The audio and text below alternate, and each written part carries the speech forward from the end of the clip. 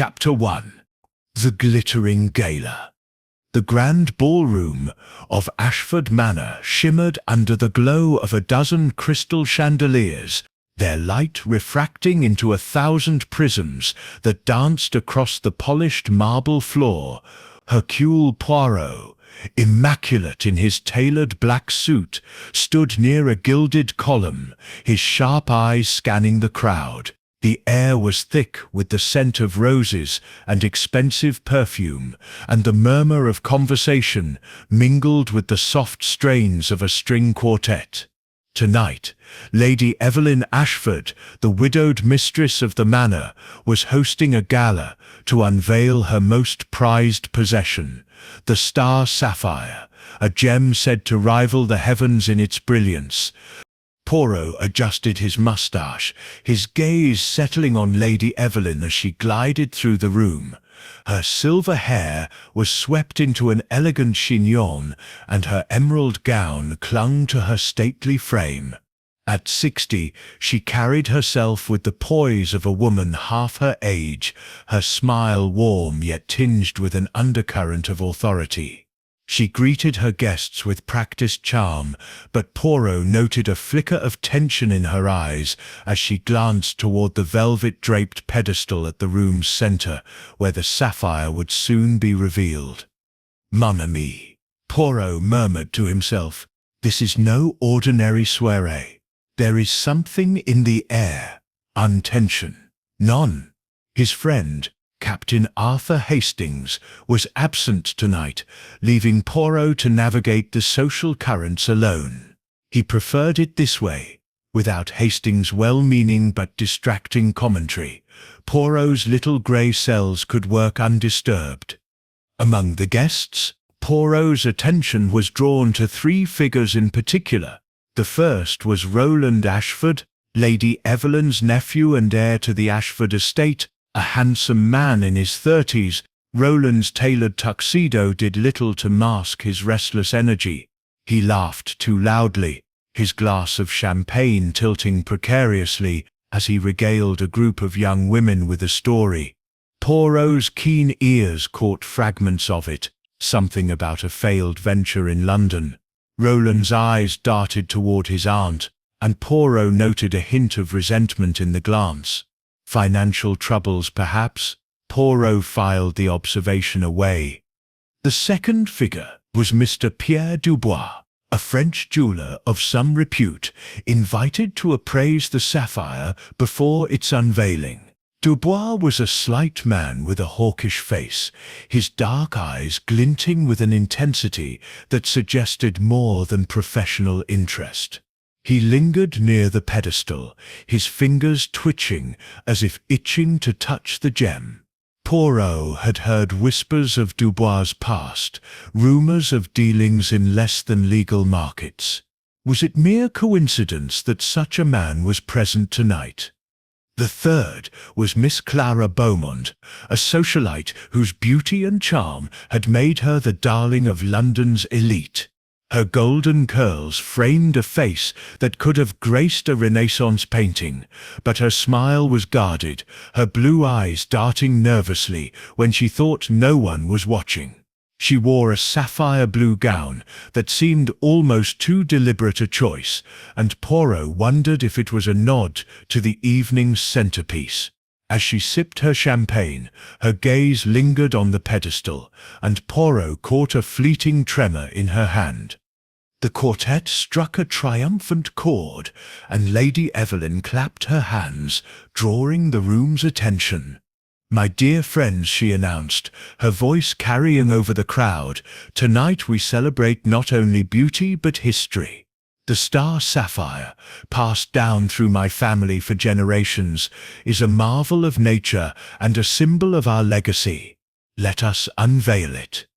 A footman drew back the velvet curtain, revealing a glass case atop the pedestal. Inside, on a cushion of black velvet, lay the Star Sapphire, a gem the size of a quail's egg, its deep blue surface shimmering with a star-like pattern that seemed to pulse with light. The crowd gasped, and Poirot leaned forward, his curiosity piqued. It was indeed magnifique. As the guests pressed closer, Lady Evelyn continued.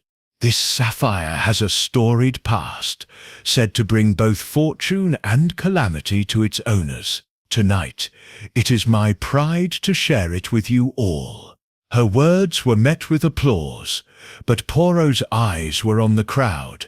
Roland's jaw tightened, Dubois' fingers stilled, and Clara's lips parted in a silent breath. The atmosphere had shifted, like a storm gathering on the horizon. The evening progressed with dancing and conversation, but Poirot remained vigilant. He circulated among the guests, his polite inquiries masking his true purpose. To a dowager duchess, he commented on the manor's architecture. To a retired colonel, he asked about the security of such a valuable gem. Each response added to the tapestry of his observations, but no clear thread emerged. Then, at precisely 10:30, the chandeliers flickered. A murmur rippled through the crowd, and before anyone could react, the room plunged into darkness. Gasps and nervous laughter filled the air, followed by the clink of glass and a muffled cry. Poirot stood still, his senses heightened, counting the seconds. 1, 2, 3. The lights returned after a mere 10 seconds, but the room had changed. Lady Evelyn's voice cut through the chatter. "The sapphire!" she cried. Her composure shattered. The guests turned to the pedestal, where the glass case now stood empty. The Star Sapphire was gone. Chaos erupted. Women clutched their pearls, men shouted for the doors to be sealed, and Lady Evelyn's face paled to a ghostly white. Poirot stepped forward, his calm demeanour a stark contrast to the pandemonium. "Mesdames, messieurs," he said, raising a hand, "please remain where you are. Hercule Poirot is here, and I assure you, this mystery will be solved." He approached the pedestal, his eyes scanning the glass case.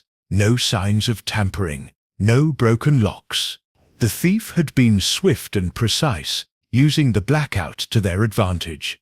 Poirot's gaze swept the room, noting the positions of his suspects. Roland stood near the back, his face flushed as if he'd been moving quickly. Dubois was closer to the pedestal, his hands in his pockets. Clara clung to a gentleman's arm, her eyes wide, but oddly composed. Lady Evelyn approached, her voice trembling. "Monsieur Poirot, you must help me. That sapphire is irreplaceable. If it is lost—" She trailed off, her hand clutching her necklace. "Fear not, madame," Poirot replied, his tone steady. "The little grey cells, they are already at work. The thief is among us, and I shall find them." As the guests were ushered to the drawing-room for questioning, Poirot lingered by the pedestal. He bent down, his fingers brushing the floor, and found a small torn piece of fabric, navy blue, with a faint shimmer. He tucked it into his pocket, his mind racing. The gala had been a stage, and the theft a carefully orchestrated act. But by whom, and why? The night was far from over, and Hercule Poirot knew that the Star Sapphire's disappearance was only the beginning of a puzzle that would test even his formidable intellect. Chapter 2. Shadows in the Dark.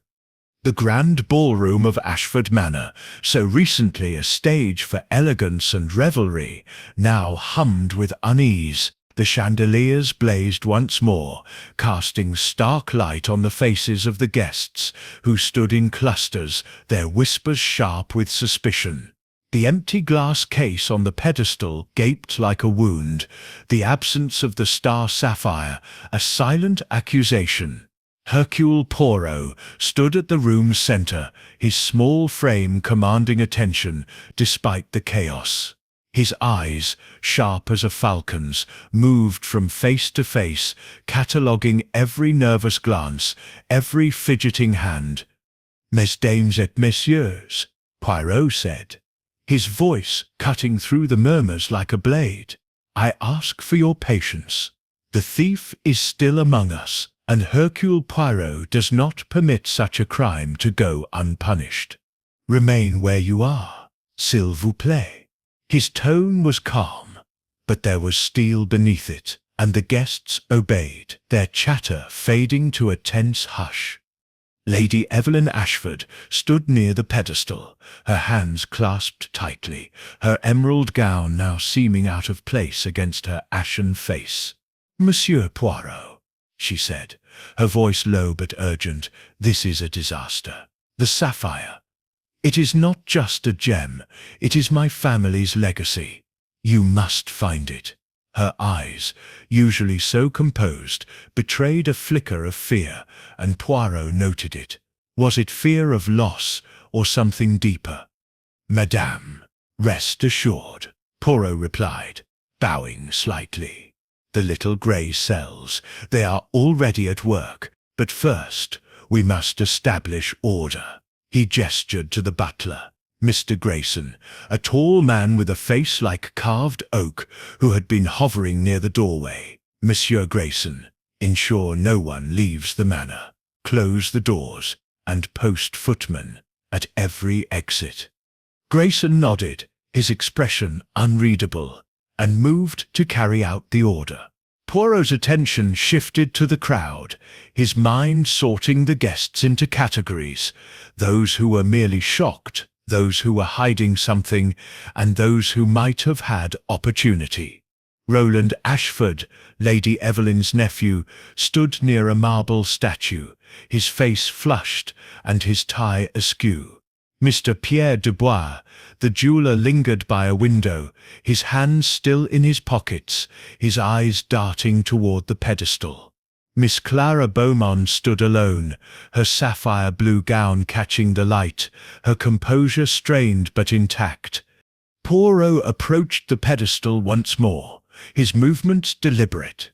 The glass case was pristine, its lock intact, suggesting the thief had access to a key or an extraordinary skill. He knelt, his gloved fingers brushing the floor, and his eyes caught a glint beneath the pedestal's base. It was the same navy blue fabric he had found earlier, but now he noticed a faint shimmer, as if woven with metallic thread. He tucked it into his pocket, his mind turning over possibilities. A woman's gown? A man's suit lining? The clue was tantalizingly vague. Turning to the guests, Poirot began his inquiries.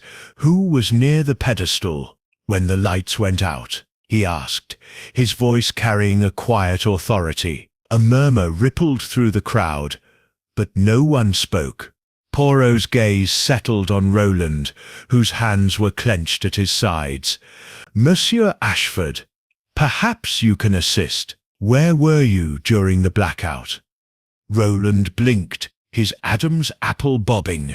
I was over there," he said, pointing vaguely toward the back of the room, "talking to some friends. When the lights went out, I just stood still. Didn't want to bump into anyone, you know." His laugh was forced, and Poirot's mustache twitched. The young man's nervousness was palpable, and his story lacked detail. A lie, perhaps, or simply fear. "And you, Monsieur Dubois?" Poirot turned to the jeweller, who had not moved from his spot by the window. Dubois's dark eyes met Poirot's, and for a moment there was a flash of defiance. "I was admiring the architecture," Dubois said smoothly, his French accent thick. "The blackout caught me by surprise. I did not move." Poirot nodded, his expression unreadable. "And Mademoiselle Beaumont?" He turned to Clara, who stood with her arms crossed, her delicate features taut. "I was near the dance floor," she said, her voice steady but her eyes avoiding his. "I dropped my glass when the lights went out." It was chaos. Poirot noted the inconsistencies, Roland's vague location, Dubois' convenient excuse, Clara's dropped glass. None of their stories aligned perfectly with their positions when the lights returned. He filed these observations away, knowing the truth lay in the gaps between their words. As the guests were escorted to the drawing room for further questioning, Poirot took the opportunity to explore the ballroom's perimeter. The manor was a labyrinth of corridors and hidden alcoves, a perfect setting for a thief to slip away unnoticed. Near the pedestal, he noticed a tapestry depicting a medieval hunt, its edges slightly askew. With a gentle tug, he revealed a narrow door, barely visible against the panelled wall. It opened to a dark passage, its air cool and musty. Poirot's lips curved into a faint smile. "Aha," he murmured. "The manor. It has its secrets." He stepped inside, his pocket torch casting a thin beam. The passage was narrow, its walls lined with ancient stone, and it led toward the manor's east wing. Dust coated the floor, but there were faint scuff marks, as if someone had passed through recently. Poirot followed the trail for a few meters before it ended at another door, locked from the other side. He made a mental note to investigate further, suspecting the passage had played a role in the Sapphire's disappearance. Returning to the ballroom, Poirot found Lady Evelyn speaking with Grayson, her voice sharp. "The staff must be questioned," she was saying. "Someone must have seen something." Grayson nodded, but Poirot noticed a slight hesitation in his posture, a stiffness that suggested more than dutiful compliance. Another thread to tug, perhaps. As the night deepened, Poirot gathered the guests' initial statements, his questions probing yet polite. Roland's story remained vague, Dubois' too polished, and Clara's too carefully neutral. Other guests offered little of value. Most had been too startled by the blackout to notice anything specific. Yet Poirot's mind was alive with possibilities. The fabric, the passage, the suspect's behaviors, all were pieces of a puzzle that was beginning to take shape. He approached Lady Evelyn once more. "Madame, the sapphire, it was insured, non?" he asked, his tone casual, but his eyes sharp. She hesitated, then nodded. "Yes, for a considerable sum, but money cannot replace its sentimental value." "Of course," Poirot said, bowing slightly, "but it is curious, is it not, that a thief would strike so boldly, with so many witnesses? This was no impulsive act." Lady Evelyn's eyes widened, but she said nothing. Poirot turned away, his mind racing. The blackout had lasted 10 seconds, enough time for a skilled thief to act, but only if they knew the manor's secrets. The passage, the fabric, the suspect's lies, each pointed to a plan, meticulous and deliberate. But who had the motive, the means, and the opportunity? As the guests were dismissed to their rooms under Grayson Sitter's watchful eye, Poirot stood alone in the ballroom, the empty pedestal a silent challenge. "The shadows, they hide much," he murmured. "But Hercule Poirot, he sees through them." Chapter 3. The Jeweller Sip's Secret. The morning after the gala, Ashford Manor seemed to hold its breath. The grandeur of the previous night was dimmed by a pall of suspicion, and the guests confined to the manor until the investigation progressed, moved with the unease of caged birds. Hercule Poirot, however, was in his element. He sat in the manor's oak-panelled library, a steaming cup of tisane at his elbow, his notebook open before him. The room was a haven of quiet, its shelves heavy with leather-bound volumes, but Poirot's mind was far from serene. The Star Sapphire's theft was a puzzle of many facets, and he was determined to polish each one until it gleamed with truth. His first task of the day was to interview Mr. Pierre Dubois, the French jeweller whose presence at the gala had piqued Poirot's curiosity. Dubois had been too composed during the chaos of the blackout, his answers too polished, and Poirot's instincts whispered of secrets hidden beneath the man's urbane exterior. He had requested Dubois meet him in the library at 10 o'clock, and as the grandfather clock in the corner chimed, the door creaked open. Dubois entered, his slight frame clad in a charcoal suit that seemed to absorb the morning light. His hawkish face was guarded, his dark eyes meeting Poirot's with a flicker of weariness. "Monsieur Poirot," he said, his French accent smooth as velvet, "you wish to see me?" "Oui, Monsieur Dubois," Poirot replied, gesturing to a chair opposite him. "Please, sit. Hercule Poirot has questions, and you, I believe, have answers." His tone was polite, but there was an edge to it, like a blade wrapped in silk. Dubois sat, crossing one leg over the other, his hands resting lightly on his knees. "I am at your service," he said, but his smile was thin, and Poirot noted the slight twitch of his fingers. A nervous habit, perhaps? "You are a jeweller of some renown, non?" Poirot began, his eyes never leaving Dubois' face. "You were invited to appraise the Star Sapphire before its unveiling. Tell me, what did you think of it?" Dubois's expression softened, as if discussing gems was his natural domain. "It is extraordinary," he said. "A star sapphire of such size and clarity is rare, perhaps 1 in 1,000. Its asterism, the star effect, is flawless. I told Lady Evelyn it could fetch millions at auction, though she insisted it would never be sold." Poirot nodded, his moustache twitching. "And yet it is gone, stolen in a mere 10 seconds of darkness. You were near the pedestal when the lights went out, were you not?" Dubois' eyes narrowed, but he maintained his composure. "As I told you last night, I was admiring the Manor Sit's architecture. I had no reason to approach the sapphire." "Perhaps," Poirot said, leaning forward. "But let us speak of other matters. The Star Sapphire.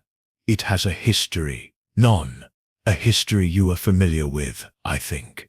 He paused, watching Dubois' reaction. The jeweller's fingers stilled, and a shadow crossed his face. "It is said to be cursed," Dubois admitted, his voice low. "There are stories, old stories of misfortune following its owners, a Maharaja who lost his kingdom, a countess who met a tragic end. I mentioned this to Lady Evelyn, but she dismissed it as superstition." Poirot's eyes gleamed.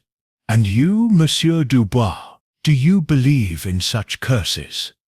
Dubois shrugged, a Gallic gesture that seemed almost too casual. "I am a man of gems, not ghosts. But the sapphire cyst's history makes it desirable to certain collectors, those who value its legend as much as its beauty." "Collectors?" Poirot repeated, his tone thoughtful. "Or perhaps smugglers?" The word hung in the air, and Dubois' smile vanished. Poirot pressed on. "You see, monsieur, I have made inquiries. Your name is known in certain circles, circles that deal in gems of, shall we say, questionable provenance. A connection to a smuggler in Antwerp, non?" Dubois' face tightened, but he recovered quickly. "You are mistaken, Monsieur Poirot. My business is legitimate. I appraise, I consult, I do not steal." "Perhaps not," Poirot said, his voice mild. "But let us consider the facts. A sapphire of immense value disappears, and you, a man with knowledge of its worth and its secrets, are present, A coincidence, or something more? Before Dubois could respond, Poirot reached into his pocket and produced a small folded piece of paper. He had found it that morning, slipped into the lining of Dubois' overcoat, which had been left in the cloakroom. He unfolded it carefully, revealing a handwritten note in elegant script. "Midnight, the gazebo, bring the star." Poirot watched Dubois closely as he read the note aloud. The jeweller's face paled, and his hands gripped the arms of the chair. "This note, it was in your possession," Poirot said. "Care to explain?" Dubois swallowed, his composure fraying. I have never seen it before. Someone must have planted it. I swear, Monsieur Poirot, I am no thief." Poirot leaned back, his fingers steepled. "We shall see. Oh, but know this, Hercule Poirot does not tolerate lies. If you are hiding something, I will find it."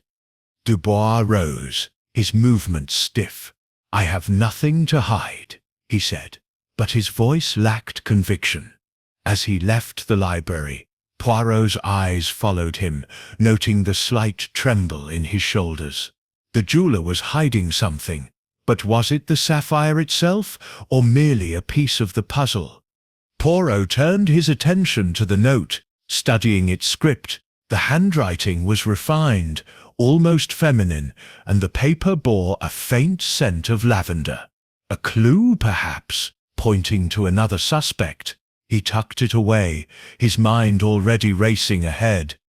The library door opened again, and Mr. Grayson, the butler, entered with a tray of fresh tisane. "Will you be needing anything else, sir?" he asked, his tone formal, but his eyes wary.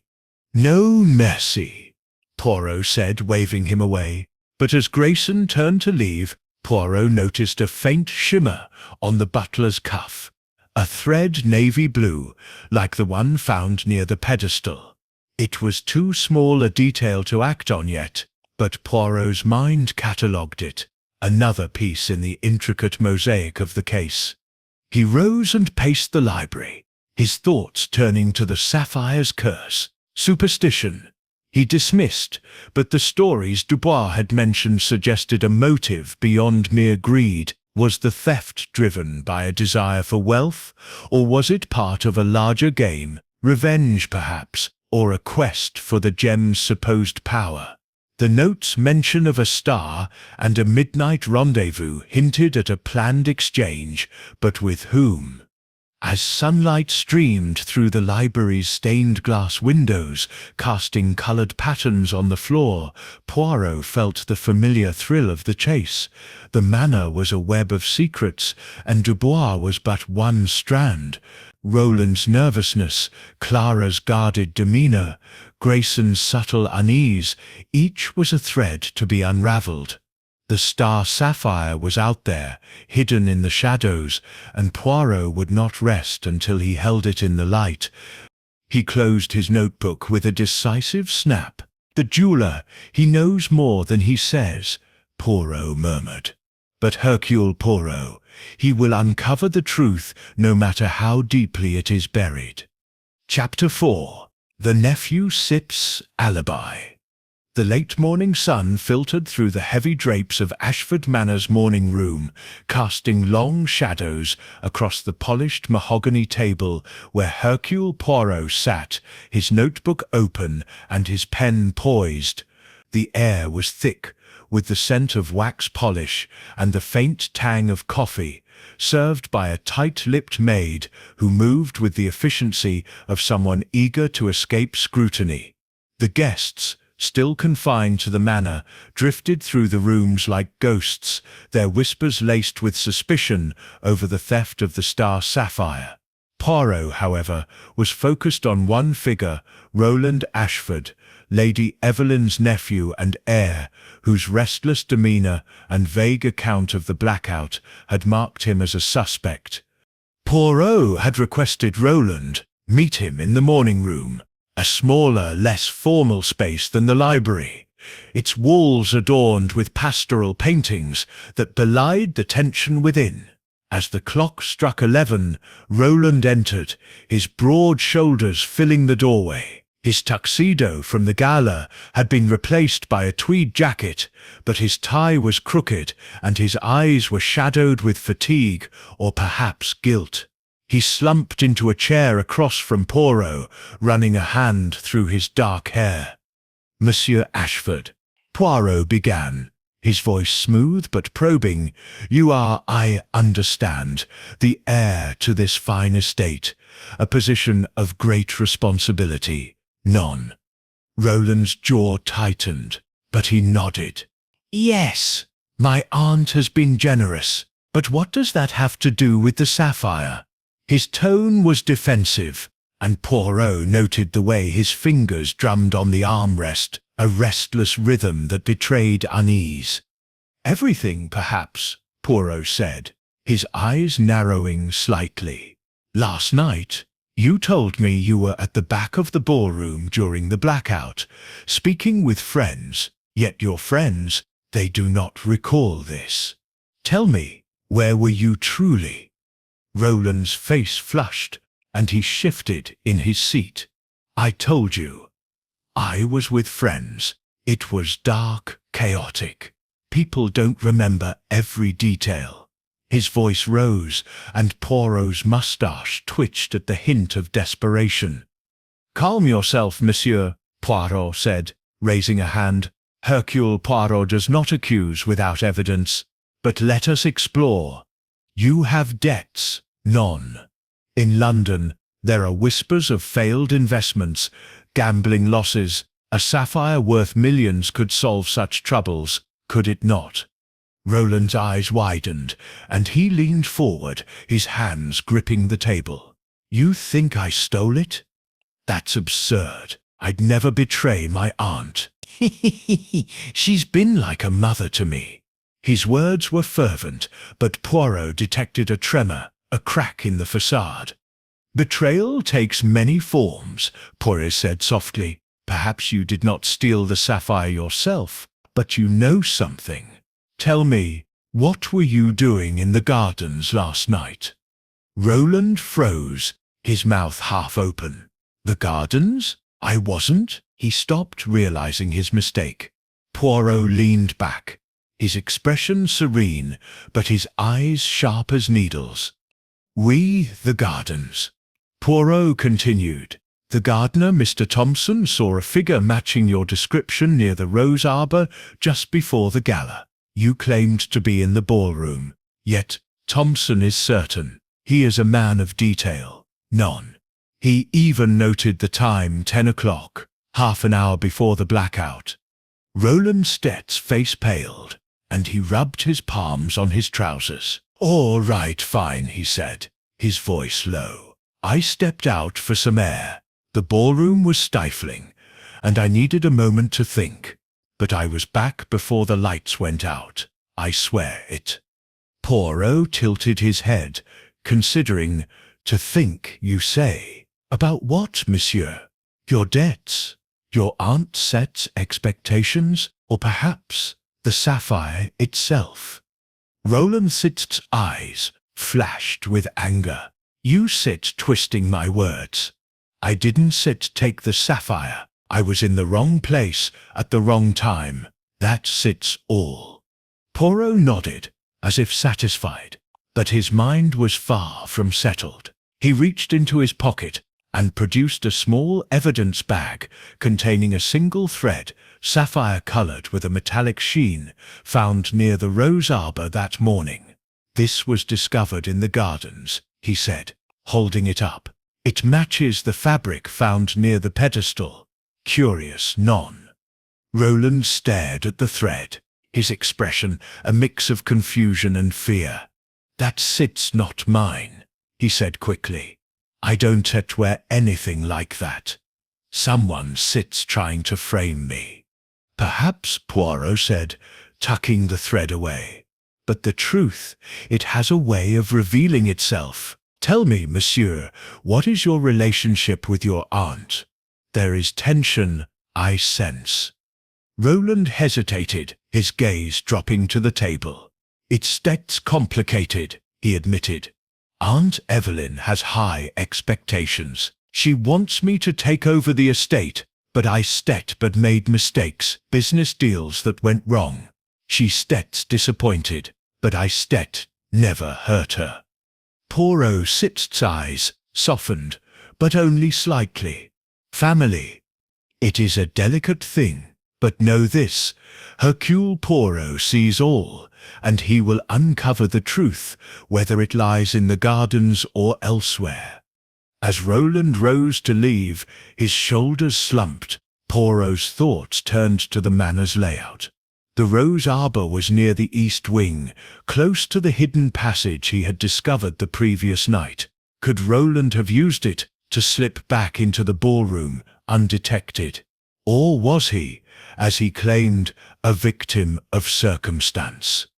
Poirot decided to visit the gardens himself. The air was crisp, the roses in full bloom, their petals a vivid contrast to the grey stone paths. He found Mr. Thompson, the gardener, pruning a hedge.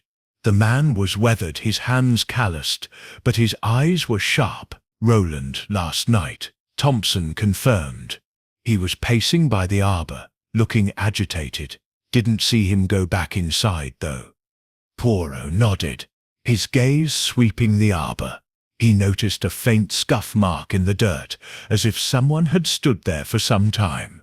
Bending down, he examined the ground and found another thread, identical to the one from the pedestal and the first garden find. 3 threads, all the same. A pattern was emerging, but it was not yet clear. Returning to the manor, Poirot considered Roland's alibi. The young man's story was shaky, his motives plausible, yet something about his fear rang true. Was he hiding his own guilt, or protecting someone else? The tension with Lady Evelyn suggested a deeper rift, one that might hold the key to the theft. As he re-entered the morning room, Poirot caught sight of Miss Clara Beaumont passing by, her sapphire blue gown from the gala replaced by a demure day dress. She glanced at him, her eyes fleetingly nervous before she hurried away. Poirot's mind flashed to the note found in Dubois' coat, its lavender scent and elegant script. Could Clara be connected? And what of the butler Grayson, with his own shimmering thread? The Star Sapphire Sip's theft was a tapestry of lies and half-truths, and Roland was but one thread. Poirot closed his notebook, his resolve firm. "The nephew, he is troubled," he murmured. "Oh, but is he a thief or a pawn? Hercule Poirot will find out." Chapter 5. Clara Sit's Masquerade. The afternoon sun cast dappled shadows through the tall windows of Ashford Manor's conservatory, where Hercule Poirot stood among lush ferns and blooming orchids. The air was humid, scented with earth and flowers, a stark contrast to the tension that clung to the manor like a second skin. The theft of the Star Sapphire had turned every guest into a suspect, and Poirot's keen mind was now fixed on Miss Clara Beaumont, the enigmatic socialite whose charm masked a veil of secrets. Her nervous glances during the gala, her proximity to the pedestal, and her carefully crafted composure had piqued Poirot's curiosity. Today he would peel back the layers of her masquerade. Poirot had invited Clara to meet him in the conservatory, a setting he chose for its intimacy and isolation. The glass walls and verdant greenery created an illusion of openness, yet the space felt like a stage, perfect for observing every nuance of her behavior. As the clock chimed 2, Clara entered, her day dress of pale lavender rustling softly. Her golden curls were pinned loosely, and her blue eyes met Poirot's with a mixture of curiosity and caution. She carried herself with the grace of a dancer, but Poirot noted the slight tightening of her lips, a telltale sign of unease. "Mademoiselle Beaumont," Poirot began, his voice warm but laced with purpose, "you are a woman of great charm. None The gala was captivated by you, yet Hercule Poirot senses there is more to you than meets the eye. Will you share your story? Clara's set smile was practiced, a perfect curve that revealed nothing. You flatter me, Monsieur Poirot, she said, settling onto a wicker chair. But I set 'em just a guest here, like the others. I came to admire the sapphire, not to steal it. Admire, oui, Poirot said, his eyes narrowing slightly. You were near the pedestal when the lights went out, were you not? And your gown, it was the color of the sapphire itself. A coincidence, perhaps? Clara Stett's fingers brushed the edge of her chair, a fleeting gesture. A happy accident, she said lightly. Blue is fashionable this season. As for the pedestal, I was dancing nearby when the blackout happened. I dropped my glass in the confusion, as I told you. Poirot nodded, his mustache twitching. The glass, oui, but there is another detail, mademoiselle. Yes. He reached into his pocket and produced a small evidence bag containing a pearl earring, its delicate filigree glinting in the sunlight. It was found near the pedestal, not far from where the sapphire vanished. Do you recognize it? Clara Stett's composure faltered for a fraction of a second, her eyes widening before she recovered. It sits lovely, she said, her voice steady. But that's not mine.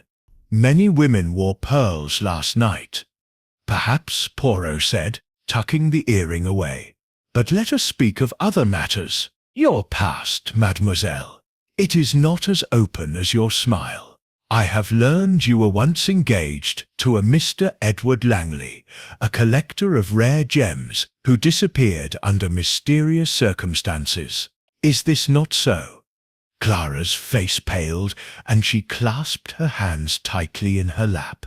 You've been thorough, Monsieur Poirot, she said. Her tone clipped. Yes, I was engaged to Edward. He was passionate about gems, but his business dealings were complicated. He vanished 2 years ago, and I've had no contact since. It was a painful time, but it has nothing to do with the sapphire. Poirot tilted his head, his gaze piercing, and yet the Star Sapphire is a gem that would have fascinated a man like Langley. Its history, its value. Perhaps it drew someone from your past. None. Someone who knew you would be here. Clara's eyes flashed with something, anger, fear, or both. Few such as suggesting I stem involved in some plot. I came to the gala because Lady Evelyn invited me. I had no reason to steal anything. Poirot leaned forward, his voice soft but relentless. Mademoiselle, Hercule Poirot does not accuse without reason, but consider, a sapphire vanishes, an earring is found, and you, with a connection to a gem collector, are present. The threads, they weave a pattern, and I must follow them. Clara rose, her movements graceful but tense. You're chasing shadows, monsieur. I'm innocent. She turned to leave, but Poirot's voice stopped her. One moment, mademoiselle. The note found in Monsieur Dubois' coat. Did you write it? Its script is elegant. Its scent lavender, much like your perfume. He watched her closely, noting the slight hitch in her breath. I don't know what you're talking about, Clara said, her voice barely above a whisper. She swept out of the conservatory, leaving a faint trace of lavender in her wake. Poirot remained seated, his mind turning over the encounter. Clara's denial was swift, but her reaction to the earring and the mention of Langley betrayed a deeper connection to the case. He recalled the note from Dubois' coat. Midnight, the gazebo, bring the star. The handwriting was indeed refined, and the lavender scent was no coincidence. Was Clara the author, or was someone using her signature fragrance to mislead? He rose and paced the conservatory, his polished shoes clicking on the tiled floor. The earring was a crucial clue, its pearl and filigree design distinctive. He had seen Clara wearing similar earrings at the gala, though she had only one when the lights returned. Had she lost it in the chaos, or was it planted to incriminate her? And what of Langley's disappearance? Poirot's inquiries had revealed whispers of foul play, with Langley rumoured to have crossed a dangerous figure in the gem trade. Could that figure be linked to the sapphire's theft? As he pondered, Poirot's thoughts drifted to the manor's other suspects. Roland's shaky alibi and financial troubles made him a plausible thief, but his fear seemed genuine. Dubois' connection to smugglers and the note in his coat pointed to a darker motive, and Grayson, the butler, with his subtle unease and the shimmering thread on his cuff, remained an enigma. Clara, however, was different. Her charm was a mask, and Poirot sensed a story she was desperate to keep hidden. He stepped outside, to the conservatory's terrace, where the rose arbour was visible in the distance. The thread found there, matching those from the pedestal and the garden, suggested a connection between the scenes. Had Clara been in the gardens, perhaps meeting someone before the blackout? Or was she, like Roland, a pawn in a larger game? The conservatory door creaked, and Mr. Grayson appeared, his expression as impassive as ever. "Monsieur Poirot, Lady Evelyn requests your presence in the drawing-room," he said. "She wishes to discuss the investigation." "Merci, Monsieur Grayson," Poirot replied, his eyes lingering on the butler's cuff. The thread was gone, but Poirot's memory was sharp, another piece of the puzzle, waiting to be placed. As he followed Grayson back into the manor, Poirot's mind buzzed with possibilities. Clara Beaumont was no mere socialite. She was a player in this drama, her secrets as multifaceted as the sapphire itself. "The masquerade. It is convincing," he murmured. "But Hercule Poirot sees through masks, and the truth it will not hide forever." Chapter 6. The Locked Room Riddle. The late afternoon light filtered through the tall windows of Ashford Manor's display room, casting a soft glow on the now empty glass case that had once held the Star Sapphire. Hercule Poirot stood before it, his hands clasped behind his back, his keen eyes tracing every detail of the chamber. The room was small but opulent, its walls adorned with gilded panels and a single chandelier hanging overhead like a frozen cascade of crystal. The theft of the sapphire, in a mere 10 seconds of darkness, had baffled the guests, but to Poirot it was a riddle, a locked room mystery that demanded the full attention of his little grey cells. The display room was designed to be impenetrable. Its single door, made of heavy oak, was fitted with a modern lock, and the windows were barred with wrought iron.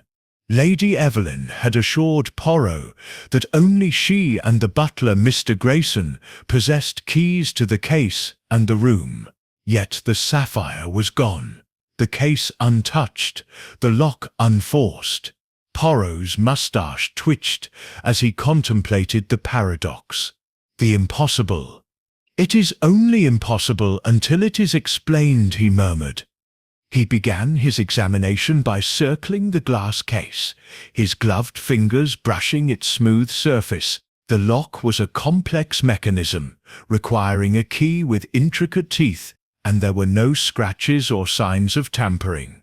The pedestal beneath was solid marble, bolted to the floor, ruling out any hidden trapdoors.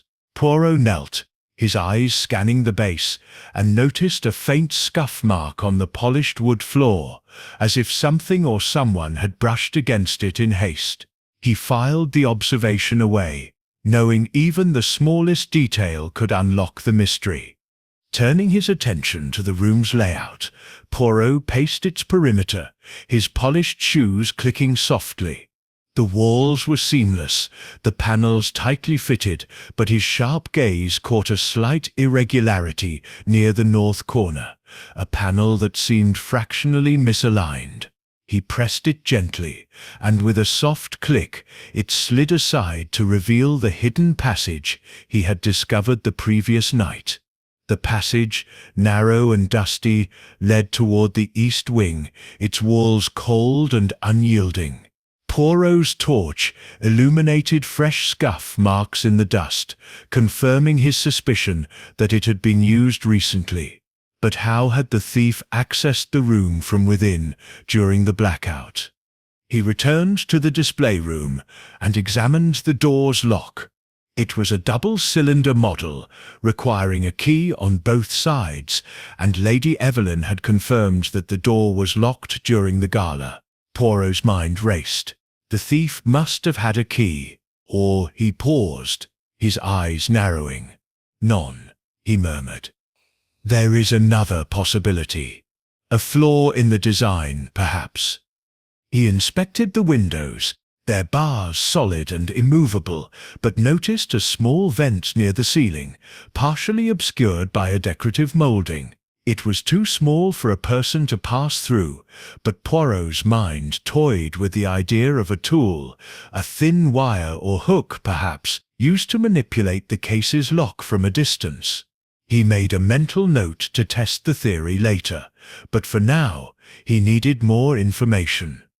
Poirot summoned Mr. Grayson, who arrived with his usual stoic demeanour, his dark suit impeccable, but his eyes wary.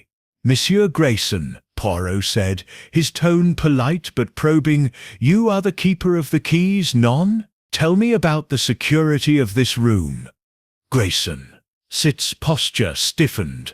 "The room is secure, sir," he said. "The door is locked at all times, and only Lady Evelyn and I have keys. The case itself has a separate key, kept in her study. No one else could have accessed it." "And yet," Poirot said, gesturing to the empty case, "the sapphire is gone. Tell me, monsieur, were you in the ballroom during the blackout, or perhaps elsewhere?" Grayson hesitated, a flicker of unease crossing his face. "I was near the main entrance, ensuring no one left during the confusion," he said. "I didn't see anything unusual."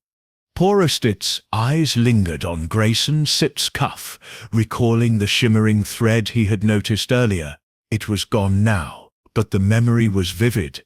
"And the keys, they were in your possession all evening?" "Yes," Grayson said, his voice firm. "I keep them on a chain, always with me." Poirot nodded, dismissing the butler, but noting the slight tremor in his voice. Grayson's account was plausible, but his hesitation suggested he was withholding something. A key could be copied, or the lock bypassed by someone with skill. Poirot's thoughts turned to the passage again. Its proximity to the display room was no coincidence. He decided to consult Lady Evelyn, who was in the drawing-room, poring over a guest list with a furrowed brow. "Monsieur Poirot," she said as he entered, her voice strained, "have you made progress? The guests are restless, and I fear for the sapphire sept's fate." "Progress? Oui," Poirot said, bowing slightly. "But I must ask, madame, about the display room. Its design is meticulous, yet the thief succeeded. Are there any modifications to the room you have not mentioned? A hidden mechanism, perhaps?" Lady Evelyn Sip's eyes widened, but she shook her head. "None that I know of. The room was built by my late husband to protect the sapphire. He was paranoid about theft, so he ensured it was a fortress." "A fortress with a flaw," Poirot murmured. He described the hidden passage, watching her reaction. Her surprise seemed genuine, but Poirot noted a flicker of unease. "You were unaware of this passage, madame." "I knew of old passages in the manor," she admitted, "but I thought them sealed years ago. My husband mentioned them once, but I never explored them. Poirot's mind raced. The passage was the key to the riddle, but how had the thief used it? He recalled the scuff marks, the threads, the blackout's timing. The thief had planned every detail, exploiting the manor's secrets. But who had the knowledge and opportunity? Roland, with his access to the estate, Dubois with his expertise in gems, Clara with her mysterious past, or Grayson, whose role gave him unparalleled access.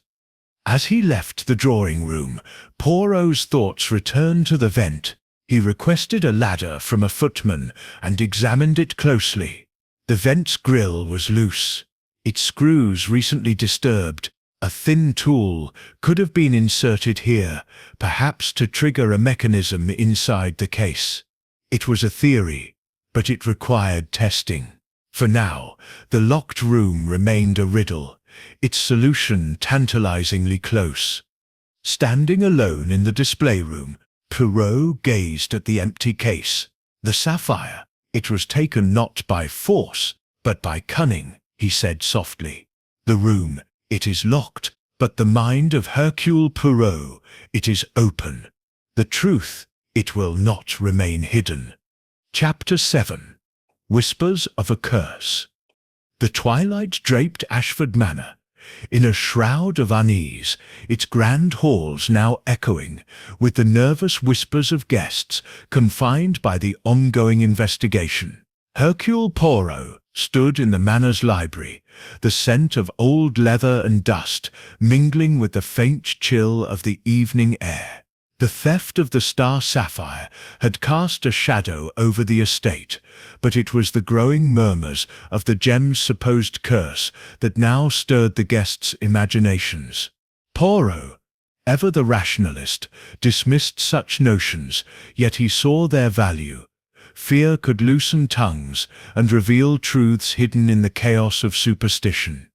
The library was quiet, its tall shelves casting long shadows under the flickering light of a single lamp. Poirot had spent the afternoon reviewing his notes, the clues accumulating like pieces of a mosaic, the navy blue threads, the hidden passage, the pearl earring, the cryptic note in Dubois' coat. Each pointed to a meticulous plan, but the whispers of a curse added a new layer to the mystery.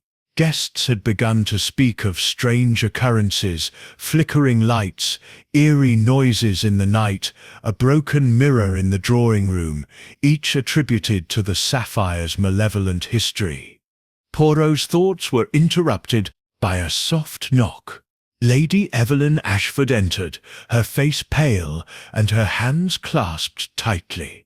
"Monsieur Poirot," she said, her voice trembling, "the guests are frightened. They speak of the sapphire's curse, and these incidents are unsettling them. Have you found anything to explain this madness, Madame?" Poirot replied, bowing slightly. "The mind, it seeks patterns in chaos. These incidents, they are perhaps coincidence, or perhaps deliberate, to distract from the theft. But rest assured, Hercule Poirot is not swayed by tales of curses. I seek the truth, and I will find it." Lady Evelyn nodded, but her eyes betrayed doubt. "I dismissed the stories at first," she said. "But my late husband believed the sapphire brought misfortune. He spoke of its history. A Maharaja's ruin, a countess's death. I thought it mere legend. But now," she trailed off, gesturing toward a shattered mirror in the corner, its shards glinting ominously. Poirot's gaze followed hers. The mirror's frame was ornate, but the glass was cracked in a starburst pattern, as if struck with force. "When did this happen, madame?" he asked, his tone sharp. "This morning," she replied. "A maid found it. No one admits to breaking it, but the guests are calling it a sign." Poirot approached the mirror, his gloved fingers brushing the frame. No dust on the shards suggested the break was recent, but there were no signs of a struggle nearby. A deliberate act, perhaps, to fuel the curse's myth. He filed the observation away and turned back to Lady Evelyn. "I must see your husband's study, madame. If he kept records of the sapphire's history, they may hold a clue." She hesitated, then nodded. "Very well. Follow me." The study was a small, cluttered room in the manor's west wing, its walls lined with books and maps. A heavy desk stood at the center, its surface covered with papers and a locked diary bound in red leather. Lady Evelyn produced a key and handed it to Poirot. "My husband was private about his work," she said. "I rarely came here after his death." Poirot unlocked the diary and began to read. The entries detailed the sapphire's origins, acquired by a British officer in India in the 19th century. It had passed through several hands, each marked by tragedy. A notation caught Poirot's eye. A rival collector, Lord Reginald Carver, had once tried to buy the sapphire, offering a fortune, but was refused. Carver's name was underlined, with a scrawled note: "Dangerous, obsessed." Poirot's moustache twitched. A vendetta, perhaps. "This Lord Carver," Poirot said, looking up. "He is still alive." Lady Evelyn frowned. "He died last year, but his son Julian inherited his collection. He was not invited to the gala. But he knows of the sapphire. My husband suspected he harbored resentment." Poirot nodded, closing the diary. A rival collector's son was a new thread in the tapestry, one that might connect to Dubois' smuggling connections or Clara's mysterious past. He thanked Lady Evelyn and returned to the library, his mind buzzing. As night fell, the manor seemed to grow restless. Poirot overheard guests in the drawing room, their voices low but urgent. "It's the curse," a woman insisted. "A sapphire brings ruin." A man scoffed, but his tone lacked conviction.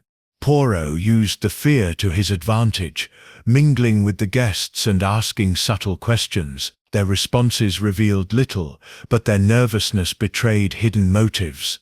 Roland Ashford avoided his gaze.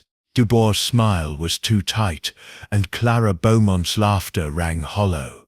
Later, Poirot ventured to the east wing, where the hidden passage lay. The flickering lights reported by the guests were most frequent here, and as he approached, he heard a faint creak, like a door moving in the wind. Following the sound, he found a loose floorboard near the passage's entrance. Lifting it, he discovered a small bundle wrapped in cloth, a child's toy, a wooden horse covered in dust. It was an odd find, unrelated to the theft, but Poirot sensed it was significant. Had someone hidden it here to avoid discovery, or was it a relic of the manor's past? Returning to the library, Poirot reflected on the curse's role. The incidents, lights, noises, the mirror, could be orchestrated to create panic, distracting from the theft. But by whom? Grayson, with his access to the manor's systems, Roland, desperate to deflect suspicion, or Clara, whose charm masked a deeper game. The diary's mention of Julian Carver added another layer. Had he sent an agent to steal the sapphire, settling an old score? Poirot sat at the desk, his notebook open. He sketched a diagram, connecting the clues, the threads, the passage, the earring, the note, the diary.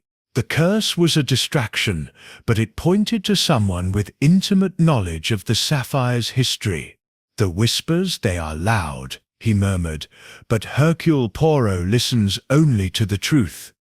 As the manor settled into an uneasy silence, Poirot's resolve hardened. The Star Sapphire was out there, its thief cloaked in shadows and superstition. But no curse could outwit the little grey cells, and Poirot was determined to prove it. Chapter 8. The Midnight Rendezvous. The moon hung low over Ashford Manor, its pale light casting eerie shadows across the sprawling gardens. Hercule Poirot stood concealed behind a yew hedge, his dark overcoat blending with the night. The air was cool, scented with damp earth and fading roses, and the silence was broken only by the distant hoot of an owl. Poirot's sharp eyes were fixed on the gazebo at the garden's edge, its latticework silhouette barely visible in the gloom. The cryptic note found in Mr. Dubois' coat, "Midnight, the gazebo, bring the star," had led him here, and he was determined to uncover its meaning. The note, with its elegant script and faint lavender scent, had haunted Poirot's thoughts since he discovered it. Was it a directive to deliver the stolen Star Sapphire, or a trap to mislead?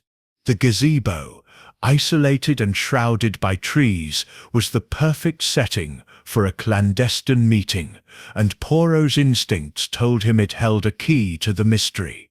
He had slipped out of the manor, unnoticed, leaving the restless guests and their whispers of curses behind. His pocket torch was at the ready, but he kept it off, relying on his senses to detect any approach. As the manor's clock struck midnight, its chimes faint in the distance, Poirot tensed, footsteps crunched on the gravel path. Deliberate but cautious, a figure emerged from the shadows. Mr. Pierre Dubois, his slight frame unmistakable, his face pale under the moonlight. He carried a small satchel, his movements jerky as he scanned the garden. Poirot's eyes narrowed. Was Dubois the thief, or merely a courier? Before Dubois reached the gazebo, another figure appeared from the opposite direction, cloaked in a dark hood that obscured their face. The two met under the gazebo's roof, their voices low but audible in the still night. Poirot edged closer, careful to stay hidden, his ears straining to catch their words. "You have it?" the cloaked figure hissed, their voice muffled but urgent. Dubois' reply was sharp. "Not yet. Its steps complicated. The buyer is impatient, but we must be careful." "Careful?" the figure snapped. "Poirot is sniffing around. If he finds out—" "He wants it," Dubois cut in, his tone defensive. The plan was flawless. The blackout, the passage. A twig snapped under Poirot's foot, and he froze, his breath catching. The figures fell silent, their heads turning toward the sound. Poirot pressed himself against the hedge, his heart steady despite the risk. After a tense moment, Dubois muttered, "Just the wind. We can stay long." The cloaked figure leaned closer. "The buyer wants the star by tomorrow night. No more delays, Dubois. You know what's at stake." Before Dubois could respond, a sharp crack shattered the silence. A gunshot, echoing through the garden. The cloaked figure bolted, vanishing into the trees, while Dubois dropped his satchel and ducked behind the gazebo. Poirot, undeterred, crept forward, his eyes scanning for the source of the shot. The garden was empty, the shooter gone, but the air buzzed with danger. Poirot reached the gazebo and found Dubois crouched, his face ashen. "Monsieur Dubois," Poirot said, stepping into the moonlight, his voice calm but commanding. "It seems your rendezvous was interrupted. Care to explain?" Dubois' eyes widened, but he recovered quickly, standing and brushing off his coat. "Monsieur Poirot," he said, his French accent thick with nerves. "I was merely taking a walk. The shot startled me." "A walk?" Poirot's mustache twitched. "With a satchel at midnight, in the very place named in your note?" "Non, monsieur. You were meeting someone about the Star Sapphire. Who was it?" Dubois' jaw tightened, but he shook his head. "You said's mistaken. I know nothing of the Sapphire theft." Poirot bent to retrieve the satchel, which had fallen open. Inside was a cigarette case, silver and engraved with the initials J.C. not Dubois. He held it up, his eyes locking with the jeweller's. "And this, it belongs to your associate perhaps, a certain Julian Carver, son of the late Lord Carver, who coveted the sapphire." Dubois' face paled further, but he said nothing.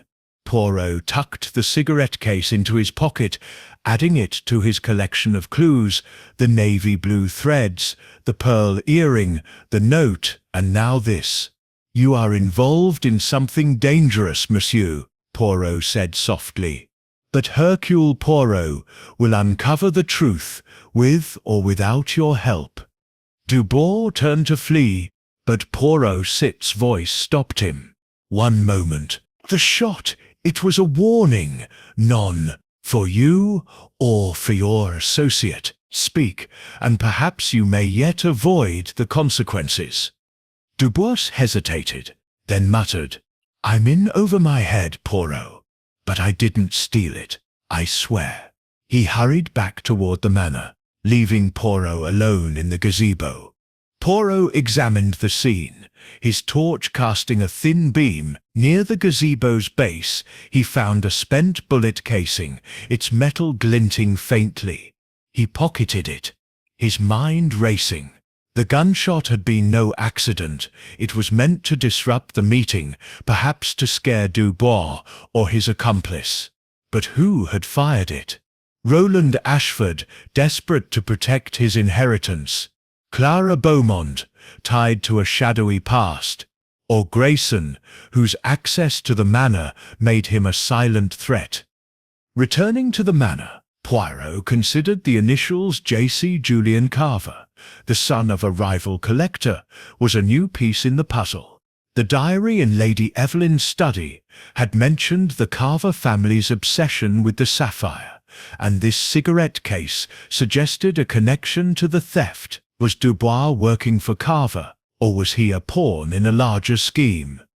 As Poirot re-entered the manor, he passed the drawing-room, where a few guests lingered, their faces drawn with fear. The whispers of the sapphire's curse had grown louder since the gunshot, with some claiming it was the gem's vengeance. Poirot dismissed the notion, but noted how the fear unsettled the suspects.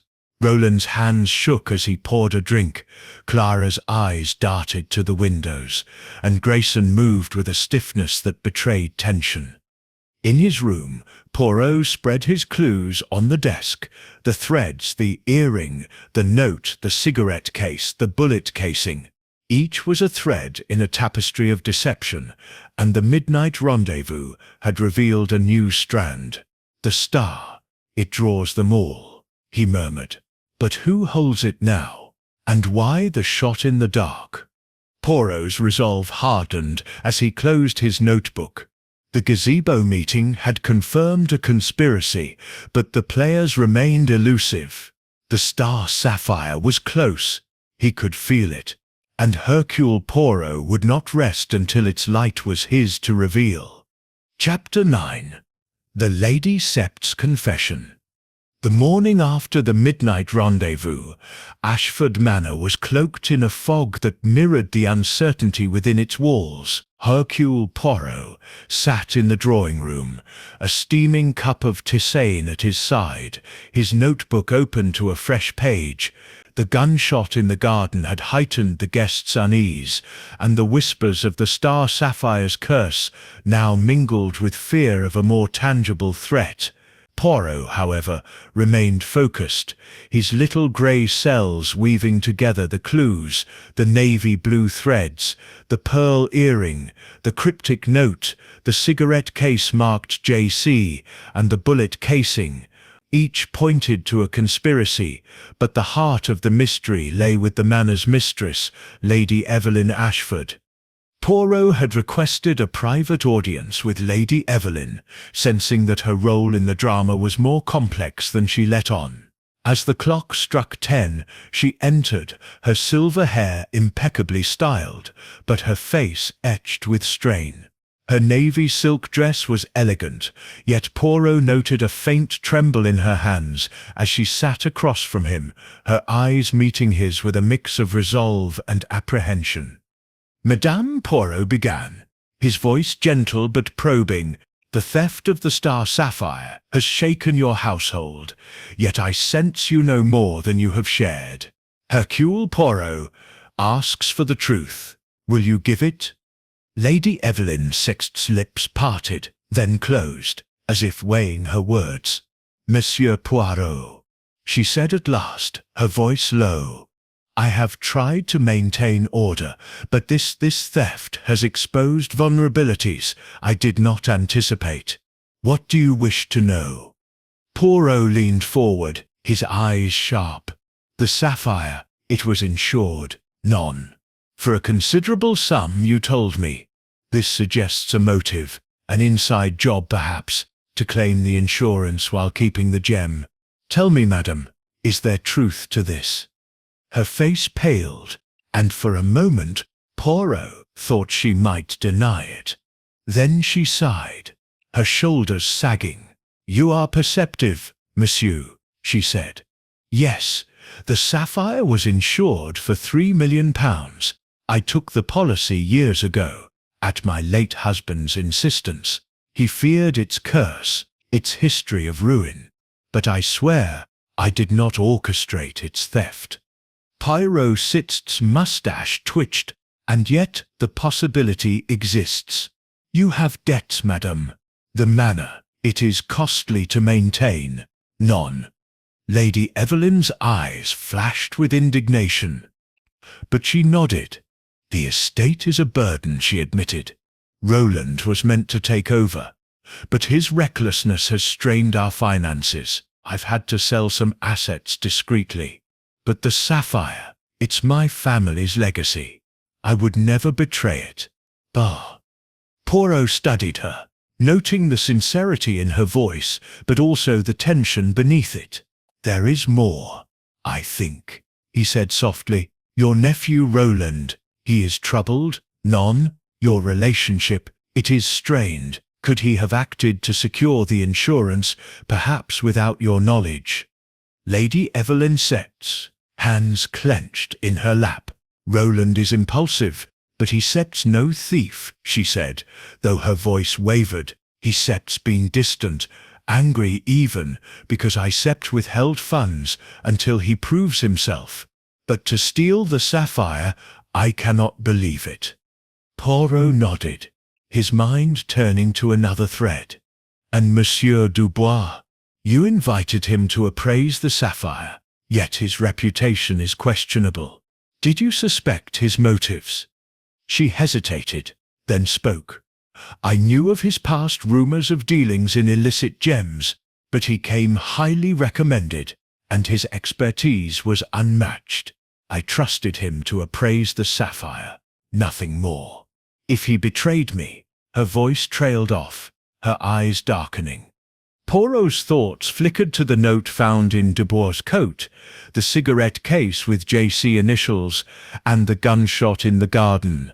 Lady Evelyn's confession clarified the financial stakes, but raised new questions. Was she truly unaware of a plot, or was she protecting someone? Roland perhaps, or even herself. He decided to probe further.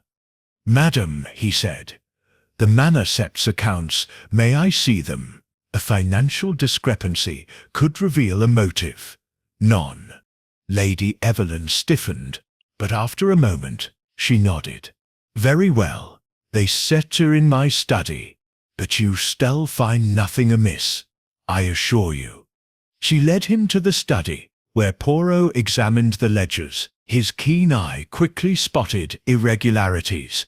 Payments to an unknown vendor, labelled only as JC Enterprises, totaling thousands of pounds over the past year. The initials matched the cigarette case, pointing to Julian Carver, the son of the rival collector.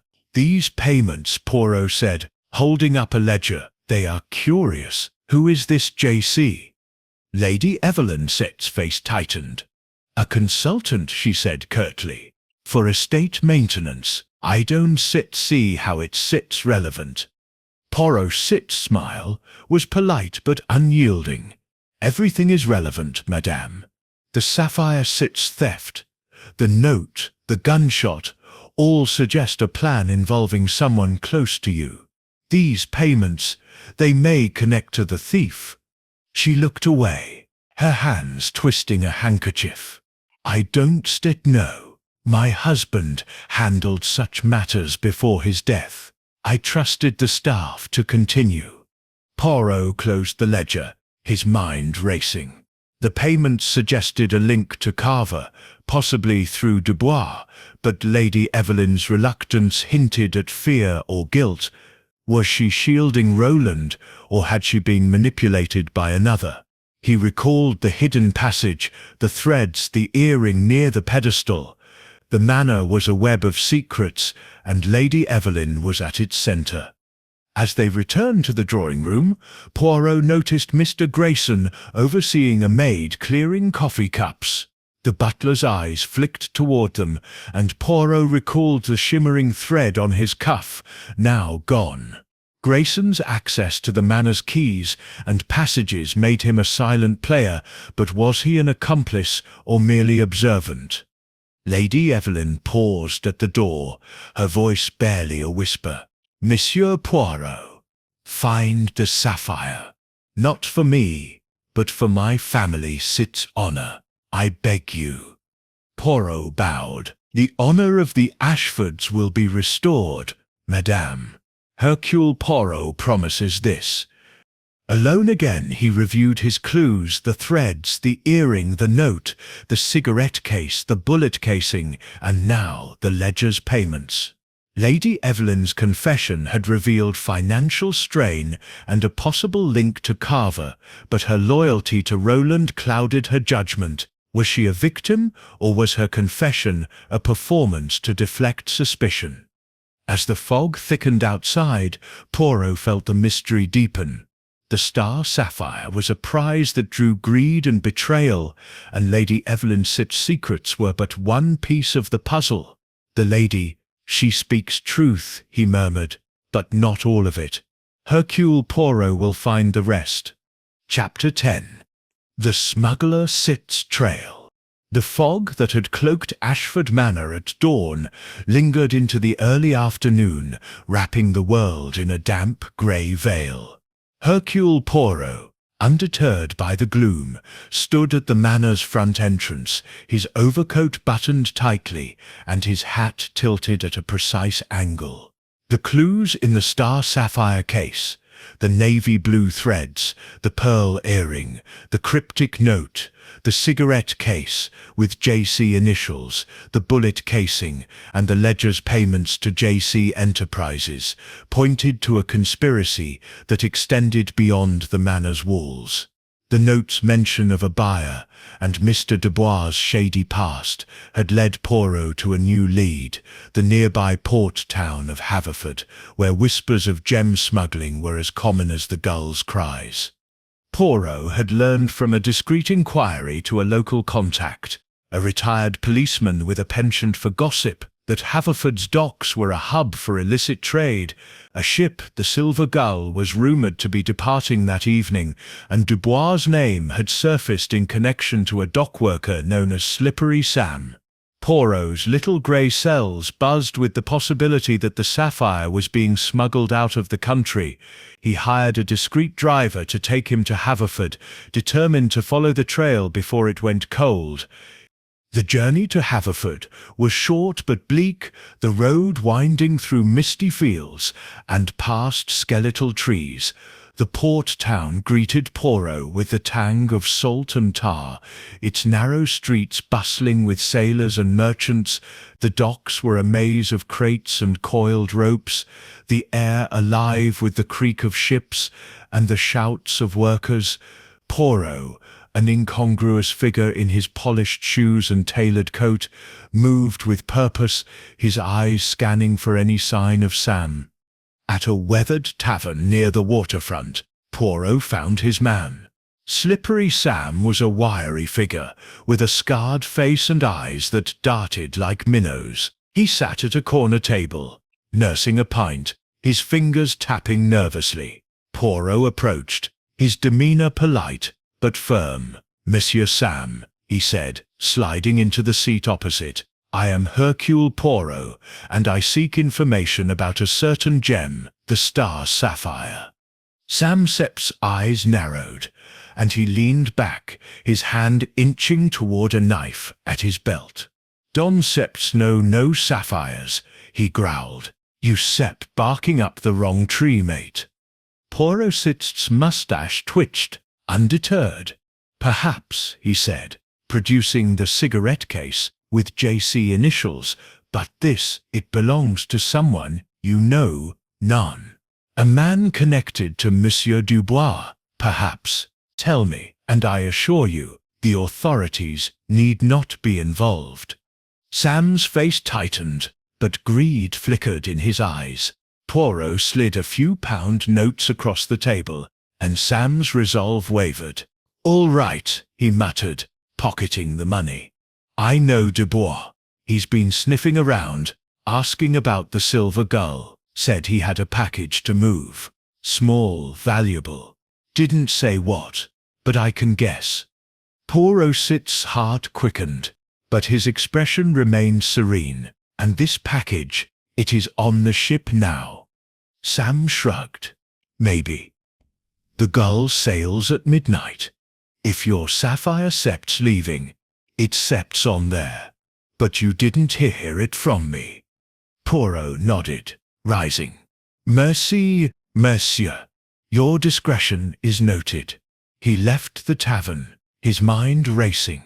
The Silver Gull was the key, but time was short. He made his way to the docks, the fog thicker now, cloaking the ships in a ghostly haze. The Silver Gull was a modest vessel, its deck cluttered with crates.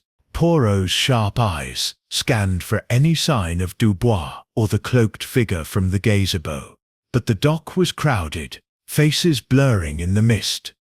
As he approached the ship, a rough hand grabbed his arm. A burly sailor, his face shadowed by a cap, growled, "No snooping, mate. This ain't your business."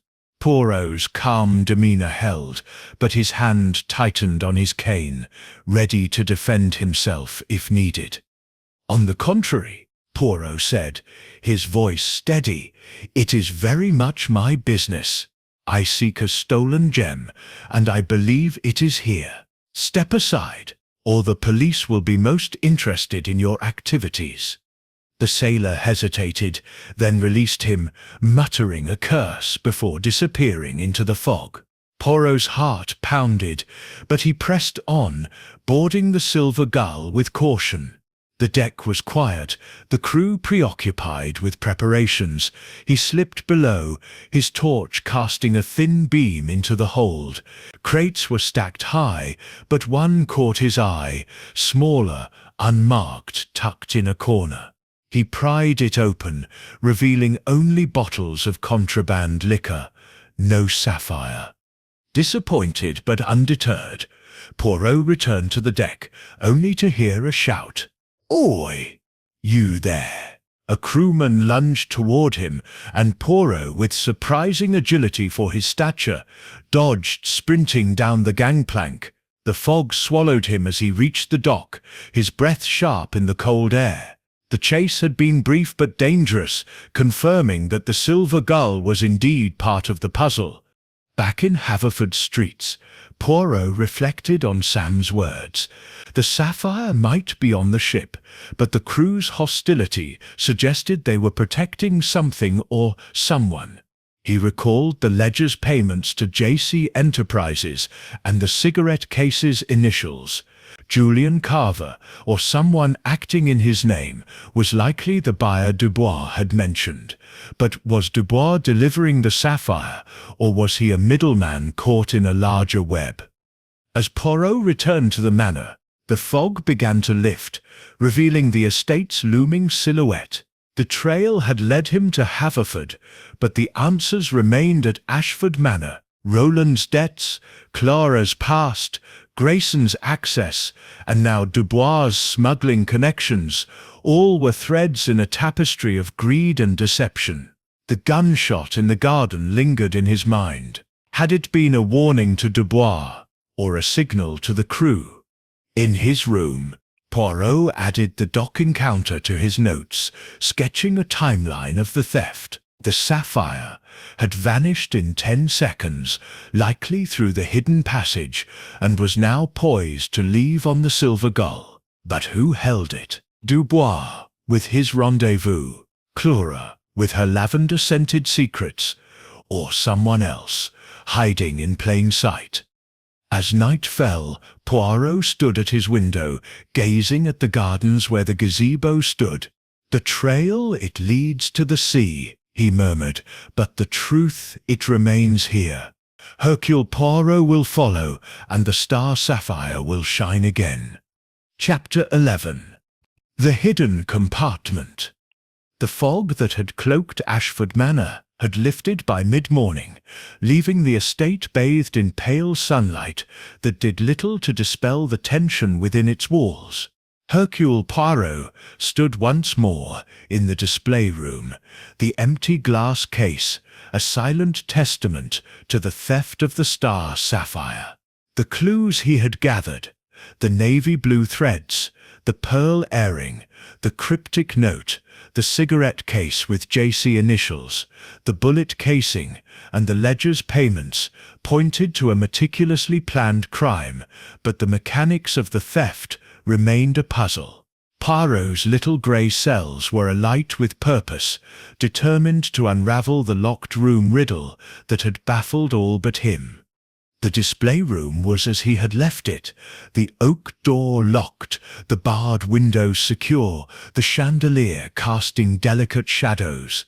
Poirot's earlier inspection had revealed a hidden passage and a loose vent, but neither fully explained how the thief had accessed the sapphire in 10 seconds of darkness. He circled the glass case again, his gloved fingers tracing its edges, searching for a detail he might have missed. The lock was intact, the glass unmarred, yet the sapphire was gone. "The impossible," he murmured. "It is merely a matter of perspective." He knelt beside the pedestal, his eyes scanning the marble base. A faint seam caught his attention, almost invisible against the stone's polished surface. With a gentle press, he felt a click, and a small panel slid open, revealing a hidden compartment within the pedestal's base. Poirot's moustache twitched with satisfaction. "Aha!" he said softly. "The manor, it keeps its secrets well, but not from Hercule Poirot." Inside the compartment lay a velvet pouch. He opened it carefully, revealing a gem that at first glance resembled the Star Sapphire, deep blue, with a star-like asterism shimmering in the light. But Poirot's keen eye detected the difference. The star was less distinct, the color slightly off.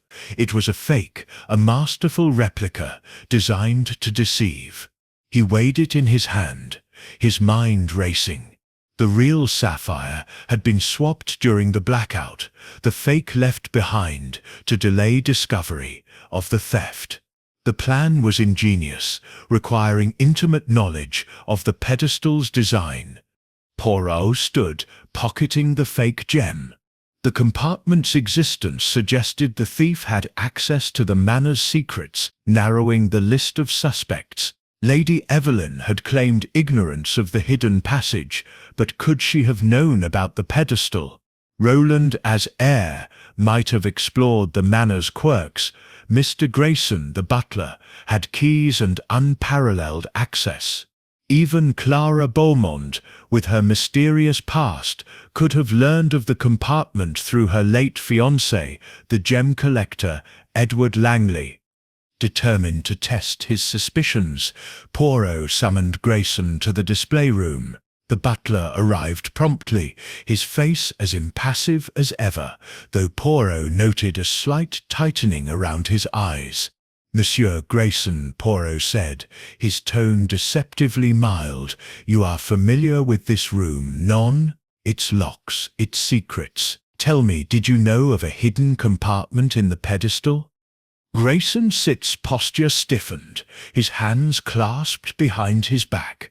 No, sir, he said. I manage the keys and ensure the room sits security, but I was unaware of any compartment. Poirot held up the fake sapphire, watching Grayson closely. And this, it was found within a replica, placed to fool us. Who could have known of such a hiding place? Grayson Setz's eyes flickered to the gem, and for a moment his composure wavered. I don't know, sir. Perhaps Lady Evelyn or Mr. Rowland. The pedestal was designed by the late Lord Ashford. He was particular about its security. Poirot's gaze sharpened. Particular, oui. And you, as butler, never noticed anything unusual? No one lingering near the pedestal before the gala? Grayson shook his head, but his voice was strained. No, sir. I was busy with preparations. I saw nothing out of the ordinary. Poirot dismissed him, noting the butler's nervous demeanour. Grayson's access to the manor made him a prime candidate, but his reaction suggested fear rather than guilt. Was he protecting someone, or had he been outmanoeuvred by the thief? Poirot's thoughts turned to the hidden passage, its scuff marks indicating recent use. The compartment and the passage were linked, part of a carefully orchestrated plan. He sought out Lady Evelyn next, finding her in the study, reviewing correspondence. Madame, he said, producing the fake sapphire. This was found in a hidden compartment in the pedestal. Were you aware of its existence? Lady Evelyn's eyes widened, her hand rising to her throat. A compartment? No, I had no idea. My husband designed the pedestal, but he never mentioned such a thing. Her voice was steady, but Poirot detected a flicker of unease.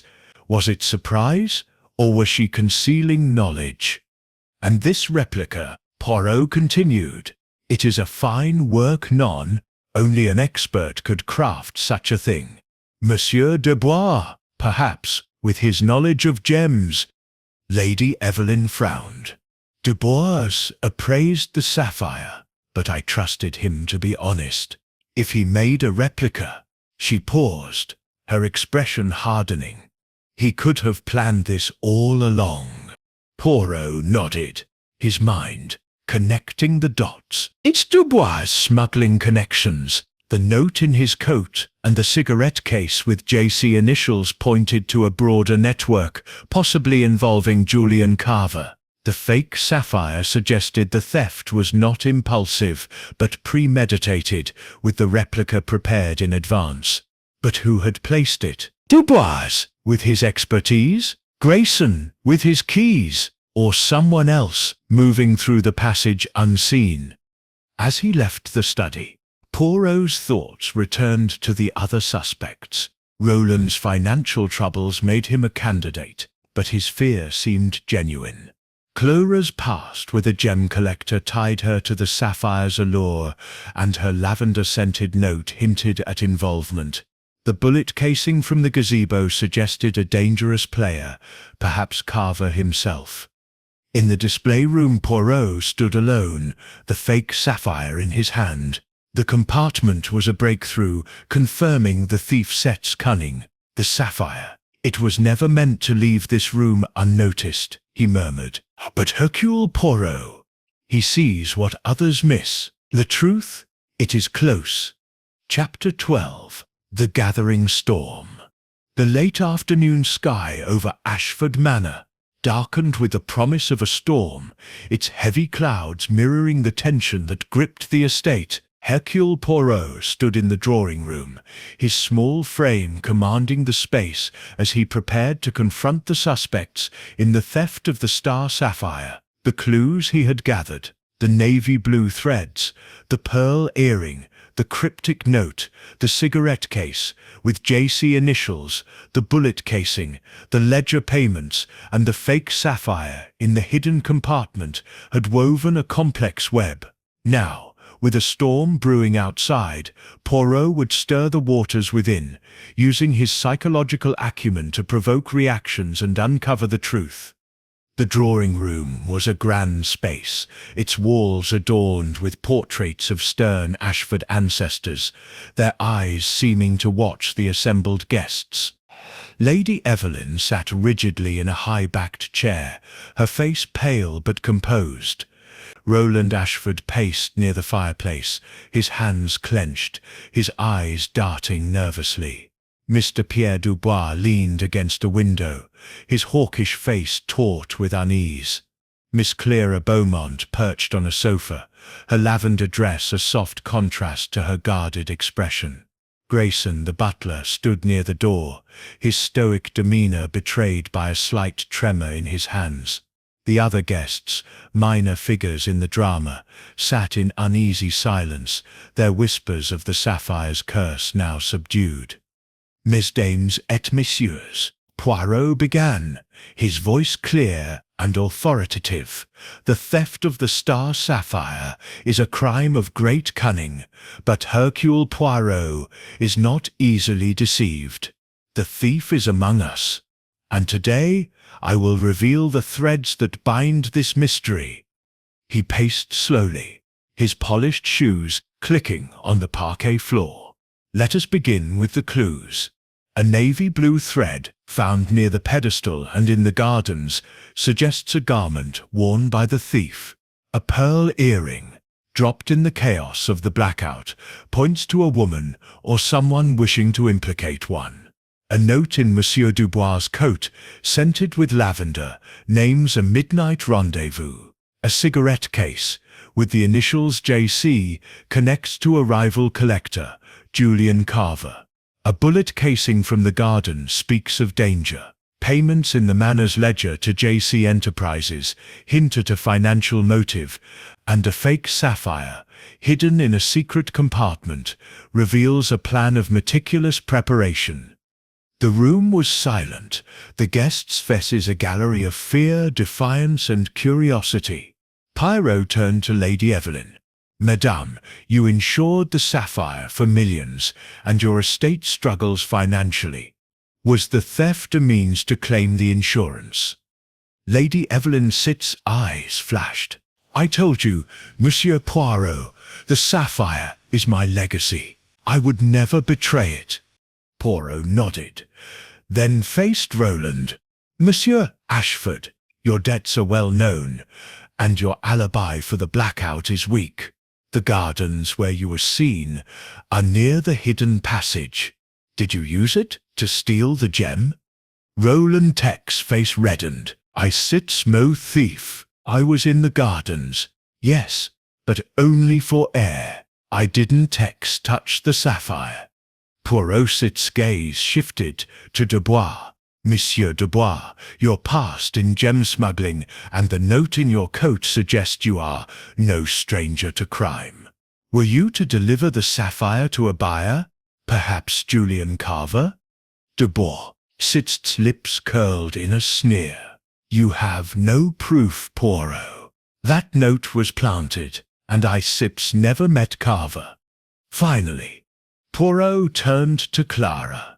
"Mademoiselle Beaumont, your earring was found near the pedestal, and your past with a gem collector ties you to this crime.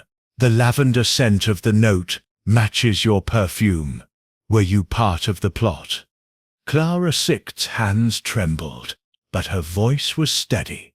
"I lost an earring, yes, but I didn't steal anything." "You stecked grasping at shadows, monsieur." Poirot paused, letting the accusations hang in the air. Thunder rumbled outside and rain began to lash the windows, trapping the guests in the Manor's oppressive embrace. He reached into his pocket and produced a new clue, a monogrammed handkerchief, found that morning near the hidden passage, its embroidered initials CB glinting in the lamplight. "This," he said, holding it up, "was found near the passage used in the theft. Mademoiselle Beaumont, are these your initials?" Clarissette's face paled, but she shook her head. "That's not mine. Someone is framing me." The room erupted in murmurs, the guests shifting uneasily. Poirot raised a hand for silence. "The handkerchief. It is curious, no? It suggests a connection to Mademoiselle Beaumont, yet it could be a ruse. The thief is clever, weaving a web to mislead, but Hercule Poirot sees through such deceptions." He turned to Grayson, who had remained silent. "Monsieur Grayson, you have keys to the manor, access to its secrets. A thread on your cuff matched those found at the scene. Were you involved, or are you protecting someone?" Grayson Siston's eyes widened, but he stood firm. "I serve the Ashfords, sir. I saw nothing, did nothing." Poirot's gaze swept the room, noting every reaction: Roland's clenched fists, Dubois' tight jaw, Clara's nervous glance, Grayson's rigid posture, Lady Evelyn's furrowed brow. The storm outside grew fiercer, lightning illuminating the room in stark flashes. "The Sapphire is still close," Poirot said. "The thief planned to smuggle it via the Silver Gull, but the ship has not yet sailed. The gunshot in the garden was a warning, but to whom? The truth is near, and I will find it." As he spoke, a gust of wind rattled the windows, and a guest gasped.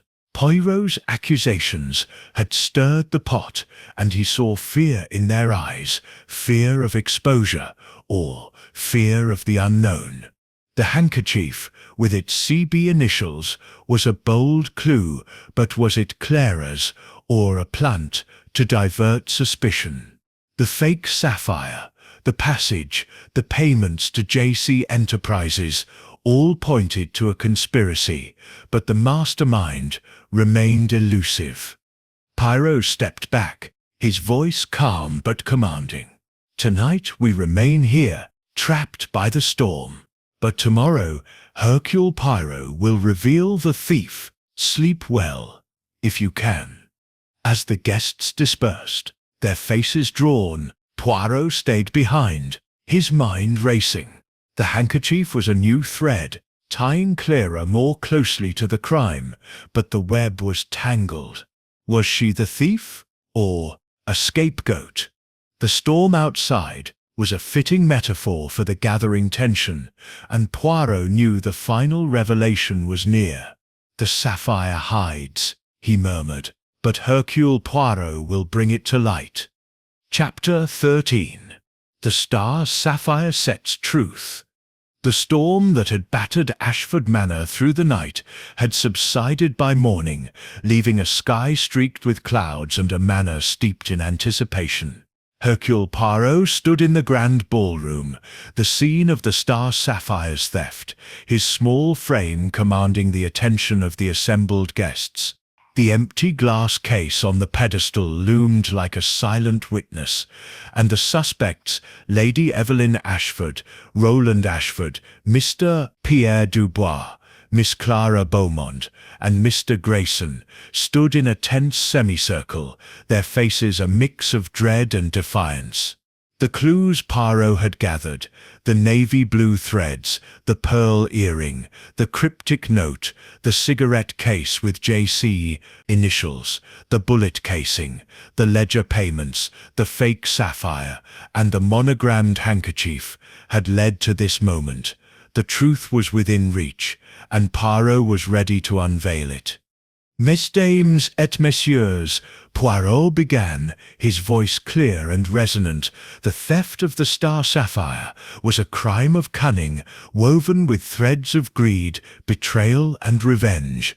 But Hercule Poirot has unraveled the web, and the thief stands among us. Let us begin." He paced slowly, his polished shoes clicking on the marble floor. The theft occurred during a 10-second blackout, a precise act requiring knowledge of the manor's secrets. The hidden passage, the compartment in the pedestal, the fake sapphire, all point to a plan months in the making. But who had the motive, the means, and the opportunity? He turned to Lady Evelyn, her silver hair gleaming under the chandeliers. "Madame, your financial strain and the Sapphire Septon's insurance suggested a motive, but your love for your legacy was genuine. You were not the thief, though you hid your troubles." Lady Evelyn Sitt's shoulders relaxed slightly, but her eyes remained wary. Poirot faced Roland next. "Monsieur Ashford, your debts and weak alibi made you a suspect. Your presence in the gardens, near the passage, was suspicious, but your fear was that of a man caught in a storm, not a thief." Roland exhaled, his fists unclenching. Poirot's gaze shifted to Dubois. "Monsieur Dubois, your smuggling past and the note in your coat pointed to guilt. The cigarette case, with JC initials, linked you to Julian Carver, a rival collector. But you were a pawn, paid to facilitate, not to steal." Dubois' face tightened, but he said nothing. His silence damning, Poirot turned to Clara. "Mademoiselle Beaumont, your earring, your lavender-scented note, your past with a gem collector, all implicated you. The handkerchief with CB initials was a bold clue, but was it yours, or a frame?" Clara's eyes widened, her lips parting. But Poirot raised a hand. "Patience, mademoiselle. We come to the heart of the matter." He faced Grayson, the butler, whose stoic facade had begun to crack. "Monsieur Grayson, you had keys, access to the passage, and a thread on your cuff matching those at the scene. You knew the pedestal's secret, Grayson Sitt's hands trembled, but he shook his head. "I serve the Ashfords, sir. I didn't sit still." Poirot's moustache twitched. You did not, but you know who did." He stepped to the center, holding up the fake sapphire. This replica was placed in the compartment to delay discovery. The real sapphire was taken through the passage, but not far. It remains in the manor, hidden by the true thief, Miss Clea Beaumont. A gasp rippled through the room. Clara Sixt's face drained of color, her hands clutching her dress. "That Sixt's absurd," she cried. "I Sictum innocent." Poirot's eyes gleamed. "Let us examine the clues. The navy blue threads came from your gala gown, mademoiselle, its metallic sheen distinctive. The earring was yours, lost in the blackout as you opened the case. The note, with its lavender scent, was written by you to mislead, implicating Dubois. The handkerchief, monogrammed CB, was a mistake. You dropped it near the passage." Clara shook her head, her voice rising. "You stop wrong. Someone framed me." Poirot continued, undeterred. "Your motive? It is revenge. Your fiancé, Edward Langley, was ruined by Lord Carver, who coveted the sapphire. When Langley disappeared, you vowed to reclaim it, You learned of the passage and the pedestal's compartment from Langley, who studied the Ashford estate. You planned the theft, using Dubois as a decoy, and hid the sapphire in the manor, waiting for Julian Carver's agent to collect it. He produced the cigarette case. This belongs to Julian Carver, who hired you to steal the sapphire, promising wealth and vengeance. The gunshot in the garden was his warning to Dubois, who was wavering. But you, mademoiselle, you were the mastermind." Clara's composure shattered, tears welling in her eyes. "No, she faltered, then sank onto the sofa. "It was for Edward," she whispered. "Carver destroyed him. I wanted justice." Poirot's voice softened, but his resolve was firm. "Justice, mademoiselle, is not theft. Where is the sapphire? Clara hesitated, then pointed to the chandelier above. There, in the central crystal. I hid it during the blackout. A footman, directed by Poirot, retrieved a ladder and climbed to the chandelier. He extracted a small pouch, revealing the Star Sapphire, its star-like glow dazzling the room. Lady Evelyn gasped, her hand rising to her heart.